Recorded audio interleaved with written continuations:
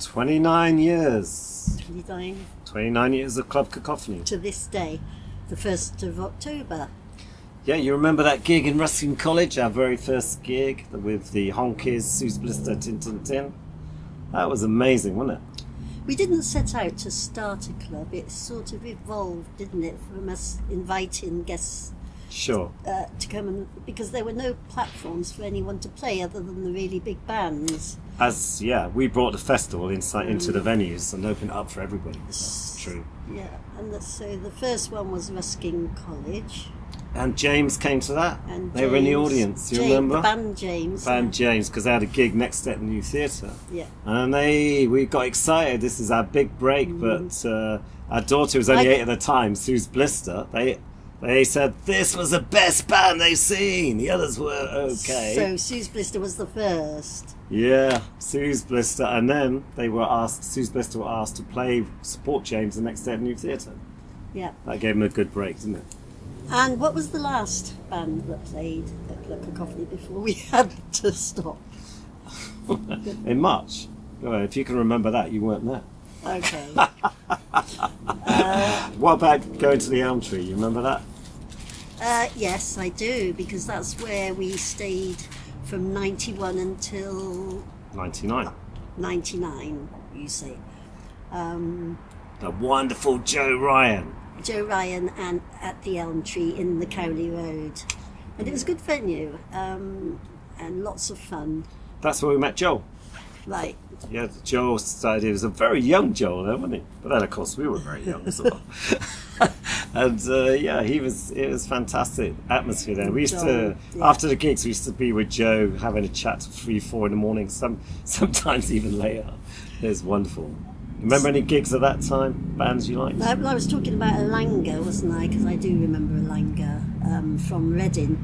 And we started something going in Reading, Abingdon and in Oxford, but that didn't last that long. And Skittle Alley, when they came and worked with them too. Yeah. That was great. Yeah, Alanga, they had that song said, I'm too happy to go to work. I'm going to phone him well. Phone him well. That was such a good sentiment for a rock club. So many different bands. What about when the Relationships came and played with Sexy Breakfast? I remember phoning up Richard Ramage and Tim and saying, hey, we got a support act for you. It's Sexy Breakfast. They said, oh, we don't know that band. Yeah, well, they're only 14, 15, 16. They said, what do you think it'll work? And they were stunned. So many people turned up to watch Sexy Breakfast and listened to the Relationships. I know Richard says that was one of his best and most enjoyable gigs.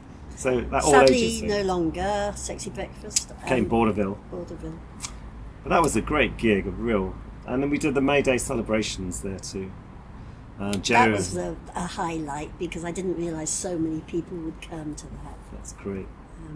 But alas, we lost the Elm Tree and then we had to move to the Wheatsheaf. Yeah. And Joel did that.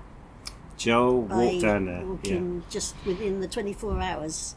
We said we'll just go and look for somewhere, and he came up with the Wheatsheaf.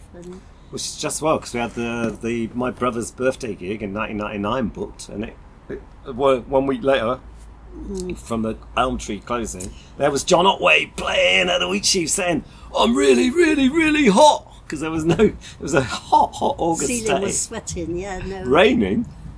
He lost 5 litres in 5 litres. He lost 5 litres in water and 5 kilos in weight that night.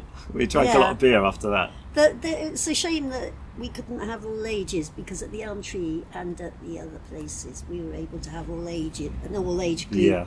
And I'd like to make it more inclusive, but being a pub in town, couldn't do it. To do that. Yeah.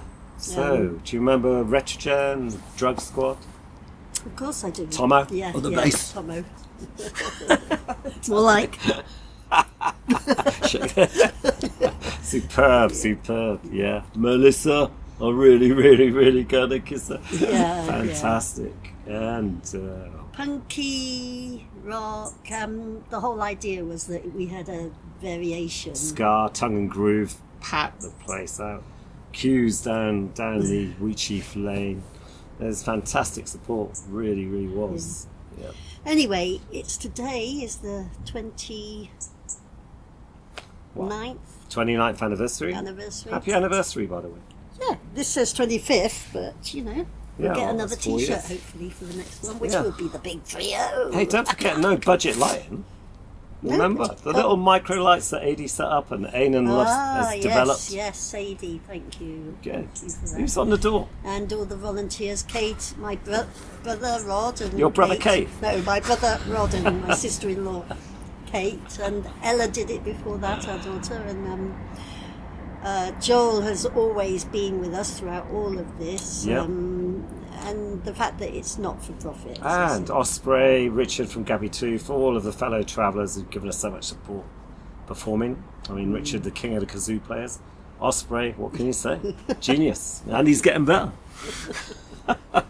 We're very, very there's lucky. So many of you I'd like to talk about, but we would be here all day. What we should say is we love you all and appreciate all the work as just to get there as fans, performers.